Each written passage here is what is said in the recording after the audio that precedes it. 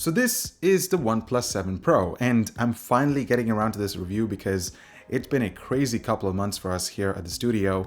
Now, I've been using this device for the past 70 days, and it is an interesting smartphone in 2019, especially for the price and how it competes to the competition right now, because a lot of the premium flagship phones are going on sale. I've got to admit, I wasn't really impressed with the camera performance and some other things with this device, but I've got to hand it to OnePlus for rolling out some major software updates over the course of my testing period that addressed a lot of the issues. But with that being said, I still have some major annoyances with the 7 Pro. So sit back, grab a cup of coffee or a fruit. Yep, I just said a fruit. It could be an apple, a banana, or kiwi. I actually like kiwi, to be honest. So if you're in the same boat as I am, virtual high five. Anyways, guys, let's get into this. But first, a quick message from our sponsor. The Razer Blade Pro 17, pushing performance to the edge. What edge? The edge, where the snakes live. It is now smaller and lighter than previous generations and cooler under heavy workloads thanks to additional fans and vapor chamber cooling. The display is also factory calibrated for beautiful colors and impressively thin bezels to please your eyeballs for work and play with high-performance Max-Q GPUs. Also, let's not forget the wonderful connectivity options to future-proof this notebook, the Razer Blade Pro 17. Check it out below. All right, so let's kick things off with the price. It starts at $670 or 900 Canadian, which is not cheap, people. OnePlus was once known for selling amazing flagship killer phones for less than $400. It's not the case anymore. They're slowly creeping into the premium phone category, but they still manage to undercut the big players in the market right now. Actually, that statement would be a lot more appropriate a couple months ago when this phone was launched, because right now you can pick up flagship phones like the Galaxy S10 for around the same price as the 7 Pro, and in some regions you could end up getting a carrier exclusive deal and end up picking up that phone for around $500. Now, the Galaxy S10 was one of my favorite Android smartphones of the year, and if you're interested in a full review, you can check it out right over there. We also have phones like the Pixel 3a that just shook the smartphone industry with its incredible camera performance at $400. So why would someone consider the 7 Pro over the competition? Well, let me start with my favorite feature of this device, the 90Hz Fluid AMOLED display. Seriously, I cannot emphasize how amazing this screen is. It's so fluid and fast, and when you pair it with amazing software, this is the phone to beat in 2019 in the display department, of course.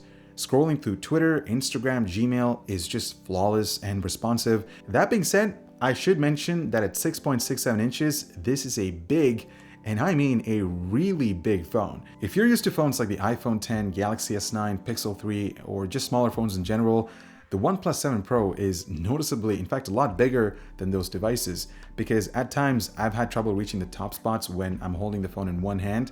So I'd have to sort of glide the phone, hoping that it won't slip or fall, and then hit those spots. And as you can see, like visually, this phone is just, it's way too big, guys, and it's just not practical for people with smaller hands. The bigger display certainly comes in clutch for watching Netflix shows and movies, since they take good advantage of the screen real estate. That's another positive thing that I can think of the screen. But the curved edges on the side, they're just really aggressive compared to the Galaxy S10, which I still had issues with in terms of palm detection. It's about the same with the 7 Pro, and when watching videos, it gets super distracting in well-lit environments. Now, some people did report ghost touching issues on the 7 Pro's display. I certainly haven't experienced any of that, but it looks like OnePlus did roll out a software update addressing that, so that's nice. The model that I have over here comes in this nebula blue finish, and it looks gorgeous. The frosted texture is less slippery than the glass back on the S10. You'll have to pay an extra $30 to get this color over the base model, but get this, you get 2 extra gigs of RAM and double the storage. That's a steal in my opinion. Plus, if you want, you can spec this out with 12 gigabytes of RAM. That is, if you really want to brag about it. Now, there are other color options including almond and mirror gray, but keep in mind that those variants can't be spec'd up to 12 gigabytes of RAM. The design has been refined slightly from the 60, so you get stereo speakers where the earpiece acts as the left channel and the bottom facing the right channel, and they sound great. There's a noticeable difference compared to the mono speaker on the 60. And guys, I should mention that the speakers are really loud, but they don't compromise on the audio fidelity because it sounds clear, doesn't distort whatsoever. I haven't missed a notification or an alarm bell, so that's awesome. But I also want to quickly talk about call quality because it was excellent on the 7 Pro. The person on the other end didn't have any issues hearing me, and vice versa, so that's nice. The other cool feature about the 7 Pro is the pop-up camera. You see, at first I was a bit skeptical about the mechanism and the durability of this implementation because I'm the type of person who's really not into selfies except when I'm on a video conference call. It works when I need it to, and if I automatically, drop the device when it's in free fall, the gyroscopes and the accelerometer, they retract the camera module. I get a little notification here too, which is great. Plus, I like it hidden in the first place because that way you get a complete bezel-less and notchless design. I mean, who doesn't like that? However, I will mention that the rubber grommets around the camera really didn't do that much to prevent debris from entering. As you can see, it's pretty evident, so I'd recommend cleaning it often. Oh, and the alert slider is still here. Good job, OnePlus. I still can't believe how other smartphone manufacturers haven't adopted this because I've taken advantage of this numerous times when I'm at meetings. It's in the little details that makes OnePlus stand out from the rest. The in-display fingerprint scanner is ridiculously fast. I've had zero issues with it so far. I never even bothered setting up face unlock solely because of how fast and reliable it is. I simply place my thumb and it unlocks right away. It doesn't even take a second to think about it. And if I were to compare this to the Galaxy S10, there's just no competition, period. Now, for those of you wondering, if you caught my OnePlus 6T review, I mentioned how I had some issues with Google Pay on that device. Well, I'm happy to report I haven't experienced any of that or encountered that on the 7 Pro. So that's good. Now, with all of that being said, this phone doesn't scream rainbows and butterflies because it does lack some key features that enthusiasts might look into, especially for the price. For instance, you don't get wireless charging, no expandable storage, no headphone jack, nor does it even come with an official IP water resistant rating. But hear me out for a second because I necessarily don't value those features for my use case scenario. Let's start with wireless charging. Sure, it would have been really nice to have, but Warp Charge 30 is a good trade-off because it tops up the battery to 60% in less than 30 minutes. Now, of course, it's not as good as Oppo's Super Voc Charge, but it is what it is. Then there's expandable storage. I personally don't need more than 128 gigabytes, as you can see by my usage. The lack of a headphone jack, I'm honestly over it. I've embraced wireless audio because of the convenience. I use the Bullets 2 wireless from OnePlus and it's been a solid pair so far. Although I'm disappointed that OnePlus didn't include a Type-C to 3.5mm adapter in the box, especially since you're paying close to $700 for this thing. You see, if you're in the same boat as I am, there's no reason to complain about the lack of those features, but if you absolutely need them, you should probably look elsewhere. Moving on to the software experience, I really don't have much to say other than the fact that Oxygen OS is very efficient, customizable, and intuitive to use. Believe it or not, this is the first time that I've not installed a custom launcher or an icon pack on this device because I actually like the way how it looks out of the box. Of course, I had to throw in my own touch to make it somewhat unique, but something else that I do want to bring up is that OnePlus has invested a lot of time into refining the Android experience because over the course of my testing period, I received 3 to 4 major software updates that not only improved the camera performance, which I'll get to shortly, but it also helped improve or fix a lot of the bugs with this device. And that is just awesome. I mean, if there's one company that I can think of, aside from Google, that values software, it's OnePlus. Now, battery life on the 7 Pro is good, but not 60 good.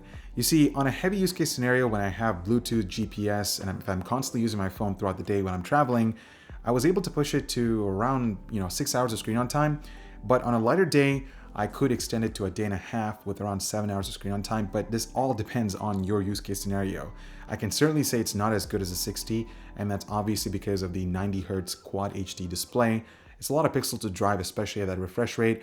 Now, you could go and switch your refresh rate to 60 Hz, but that completely misses the point. You're completely, why would you go for this phone in the first place if you're setting it to 60 Hz? It just doesn't make any sense. And finally, let's wrap things up with the camera performance. The 7 Pro has 3 sensors, an ultra-wide, a standard lens for portraits, and a telephoto lens for that extra reach. You see, at first, I wasn't really impressed with the low-light performance. As you can see, it decided to apply a Vaseline filter on Dimitri's face. It's really hilarious, guys. And there's little to no detail. It also lacked a bit of saturation and contrast, even in daylight scenarios with other samples. The pop-up front-facing camera takes decent pictures, but it lacks detail and I'm not really into that. It's certainly not as close as what you can get on the Pixel. The ultra-wide sensor is a welcoming addition. You can capture beautiful landscapes with this thing, but after receiving a major software update recently, it's a different story, guys. There's a good balance of saturation and contrast. The colors coming out of the sensor look really good. Low light performance is also improved, and I didn't notice the software applying that weird Vaseline effect from before, so that's awesome. The only thing that I'd say is that the pictures still lack a bit of detail, at least when you compare it to the Pixel 3, but I'm gonna let you guys be the judge here. What do you guys think about these samples? Let me know in the comments down below.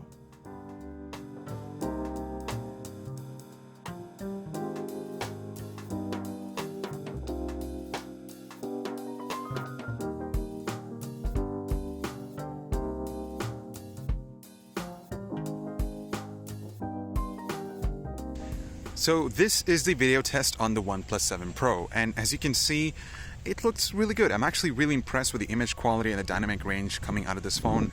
The one thing to keep note of is that you can only shoot 4K at 60 frames per second with image stabilization. With 30 FPS, you don't get it, but it's not as good as the S10. I mean, you can still see a little bit of jitteriness as I'm walking.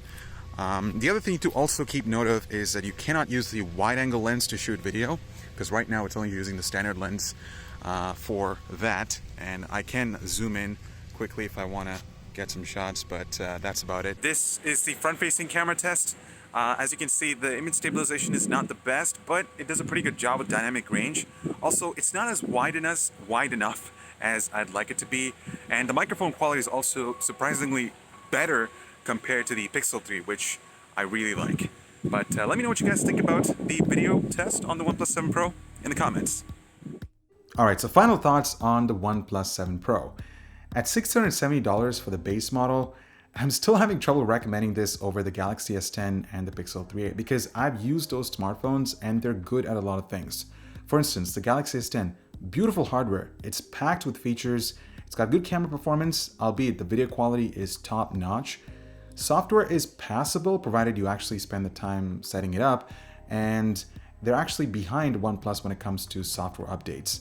Now, the Pixel 3a, man, I've recommended that phone to a lot of my friends. In fact, they keep sending me pictures or sample photos from their phone thanking me for recommending that phone just because of its incredible camera performance, especially since it only costs $400. I think the best features of the 7 Pro are the 90Hz AMOLED display. It's just spoiled me, to be honest, but it's amazing. And the in-display fingerprint scanner is just so fast and responsive. And I've got to give bonus points to OnePlus for improving the camera performance. And on top of that, they value software experience above all of that. So the 7 Pro does not disappoint in that regard. But I also want to quickly talk about the OnePlus 7 because it really is odd to see OnePlus just announce the 7 Pro in the North American market and not the 7. I'm aware that it's available in other regions, but not having that phone in the North American market makes it a little bit confusing because you have the OnePlus 7 Pro, but what makes it Pro compared to the non-Pro variant, which should be the 7, but it's not. It's the 6T. Let me know what you guys think about the OnePlus 7 Pro. If you are an existing owner, I would love to know your thoughts about your experience as well in the comments. I'm Ibra with Hardware Canucks. Thank you so much for watching. Make sure to check out some relevant content over here. Subscribe to our Boot Sequence channel, and I'll see you guys in the next one.